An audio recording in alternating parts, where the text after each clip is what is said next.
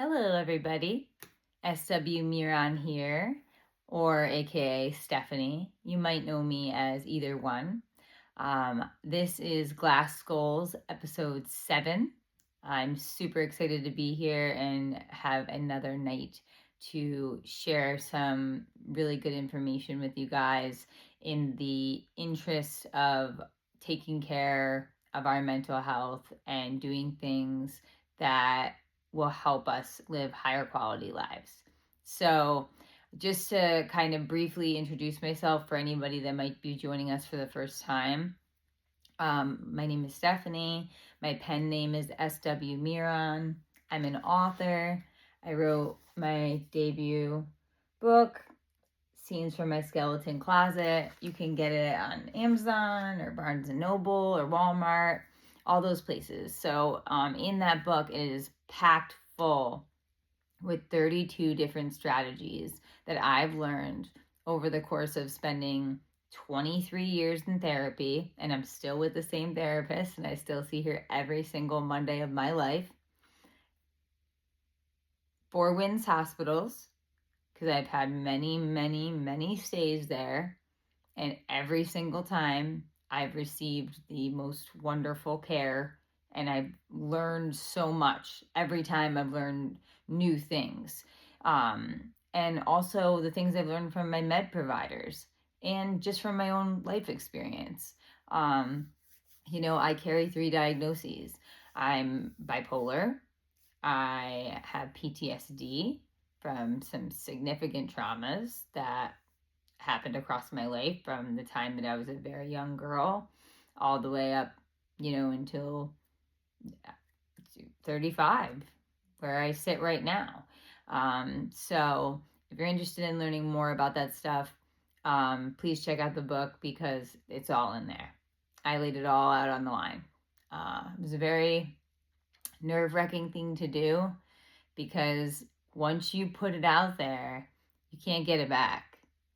So my whole life story, like the really toughest parts, it's out there for anybody who wants to read it. And that was on purpose. That was to make people not feel so alone. That was to give people hope. And I hope for you that you take away some strategies from this podcast to use to help improve your quality of life. And, maybe you have someone in your life who battles mental illness, or maybe you yourself personally are dealing with mental illness. I hope that some of what I have to say can make you feel better. That's what matters to me. I'm not here to have 1 million subscribers. I'm not here to, have a video go viral or any ridiculousness like that. I'm here because I care about you. Plain and simple. So, my why I care about this stuff so much, obviously, I just shared, I have mental illness and I've been dealing with it and been in treatment for over 20 years. So I've learned so much, and I feel like I have a wealth of knowledge, and it is so wasted if it is not shared. So that's why I've set out to share the information. I also am really adamant about fighting the stigmas against mental health at large, against different mental illnesses, things like that. I could go on a soapbox all day about the stigmas, but then we're not going to have enough time for anything else. So I'm going to just leave that on that little island over to the side. But it's important that some people are willing to be brave enough to use their voice, to use their social media, to use whatever it might be to stand up for what is right and to teach other people that mental health is health. Once that concept finally makes it into people's brains, things start to click a little bit differently. And they start to change their mind from these stigmas. So that's another piece. And more than anything, I want to be able to give people hope. There's an organization Actually, behind me, I have a flag hanging on my wall. It says "To Write Love on Her Arms." That is the name of a movement and organization that truly saved my life once upon a time. Um, it was in January of 2012. Like when I say they saved my life, I'm not exaggerating that in any form. They truly, the reason I am still alive on this planet, like on that, because of what was going on that night and the choices I was about to make that night. If I did not stumble upon their concert, which really was like a giant support group slash concert at the same time, I wouldn't be here. So I will always be somebody that really, really values To Write Love in Her Arms. I have a lot of gratitude toward them.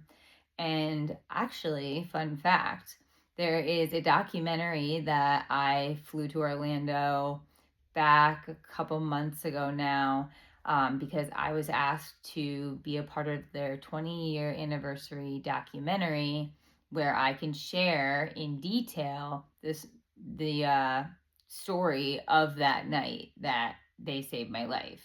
And I don't know exactly what streaming apps. It's a documentary, so it's going to be only on specific apps. But as soon as I have that information, I will share it just in case it's something you're interested in watching. It's not a documentary all about me. I'm just one of the people that happens to be in it. And I told my story. So giving people hope, so important. That's why I was in the movie, because I, again, wanted to give people hope, and that's how you do it. You take action. All right. The strategy that I want to talk to you about today is journaling. Now, this is one that some people, I think, immediately shut down. And if you're not a writer, you're not apt to want to engage in trying this type of strategy. There are so many different ways to go about journaling, and I'm going to show you some examples. But first, I want to read you an excerpt from chapter 6 of Scenes from My Skeleton Closet.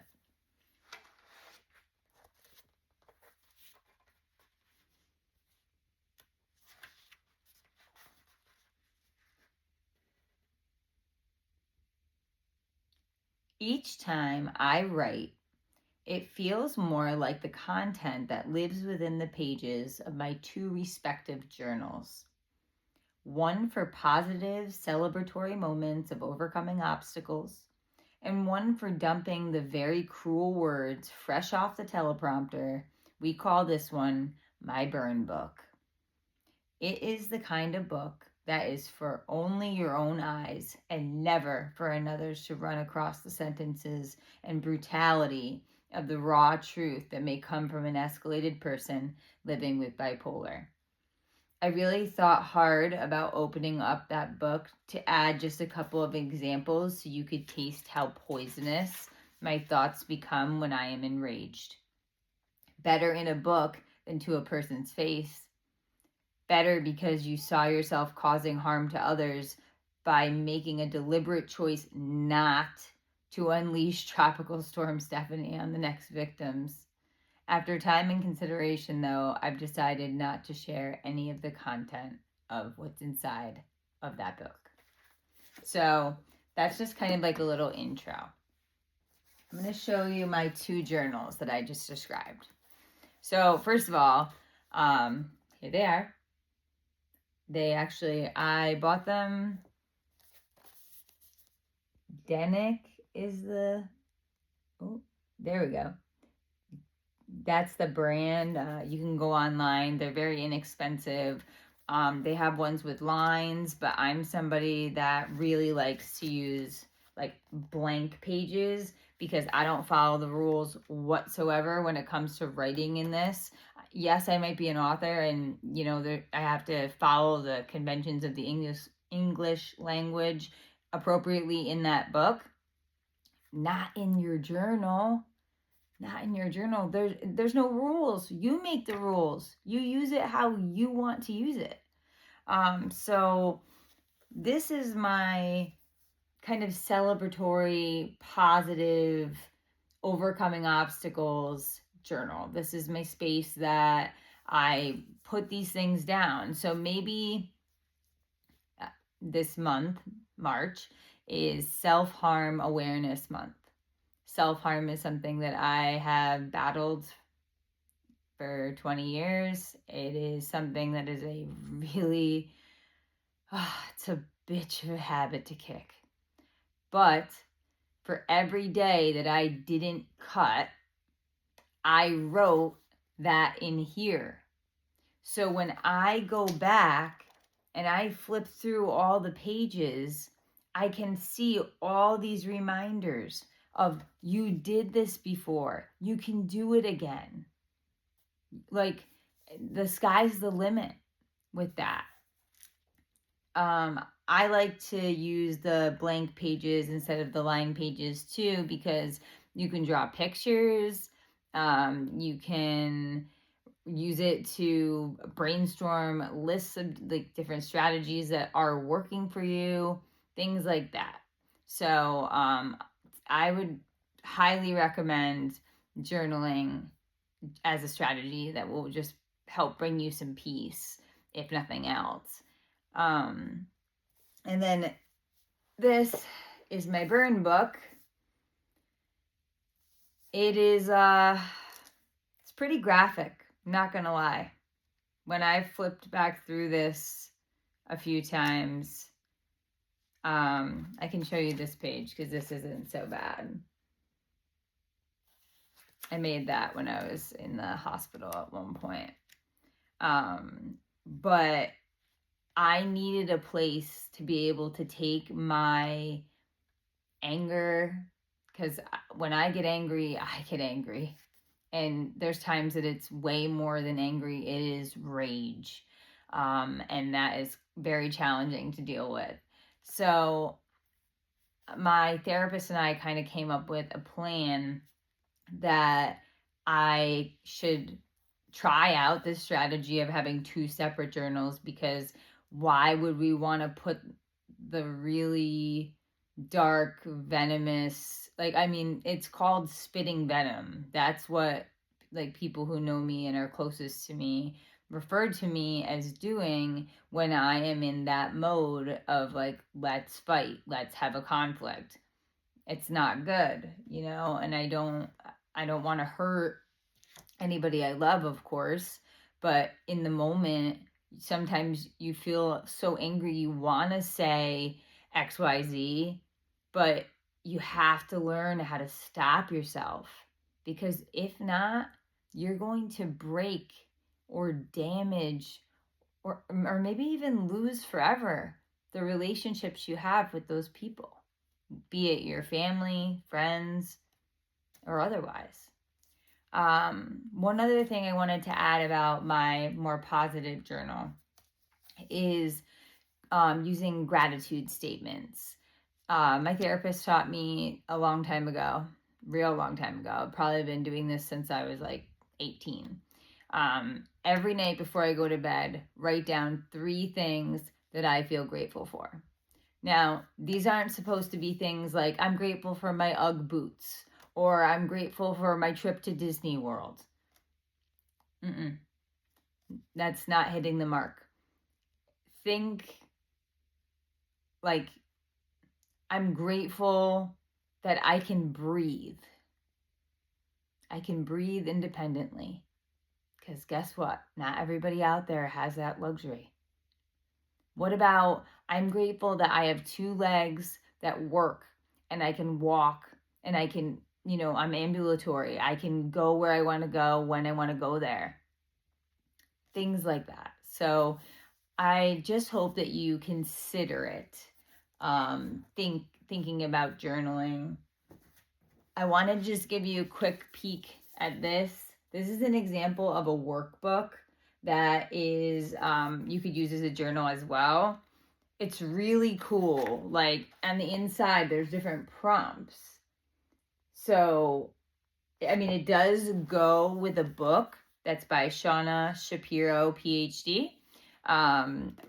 But I really more so enjoy doing the like guided journaling activities than, just reading the book on its own. So if you're somebody that needs a little assistance with like, okay, I want to try journaling, but I don't know what to write, or it just doesn't come out of me like fluidly, maybe try like one of these guided journals. You'd be surprised at how much you can learn about yourself and how much better you can feel from doing it.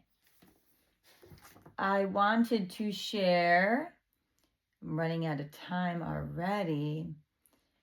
I wanted to share another choice of lyrics that are ones that were in chapter 6 of my book. And I did have to remove all the lyrics because of copyright. And that still makes me very grumpy, but I respect it. I respect people's art. I get it. So this song is called The Show Goes On, and it is by artist Lupe Fiasco. The words are, all right, already, the show goes on. All night till the morning we dream so long. Anybody ever wonder when they would see the sun up? Just remember when you come up, the show goes on. I hope that you have a chance to listen to that song in its entirety at some point, because it always moves me.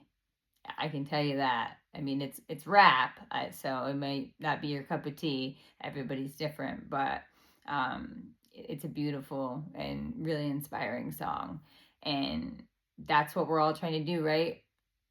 The show goes on, and if we just stay doing nothing or stay doing, the same crappy strategies that aren't working for us, we're not going to get any better. So you got to put in the work and be willing to do that, like open-heartedly and like with everything you've got. Think of it like a prize fight. Like you are fighting for your life. That's a very, very important thing to think about. You only get one life, so fight for it. Fight to make it the best it can be, because you all are capable of doing that. I hope that you have a wonderful rest of your week. I hope you have a good evening or good morning or good afternoon, depending on when you're watching this video. And I will see you next time. Thank you so much for spending time with me. Have a good one, everybody. Bye. Ooh, don't forget to like and subscribe if you're interested. Okay? Thanks, guys. Have a good one.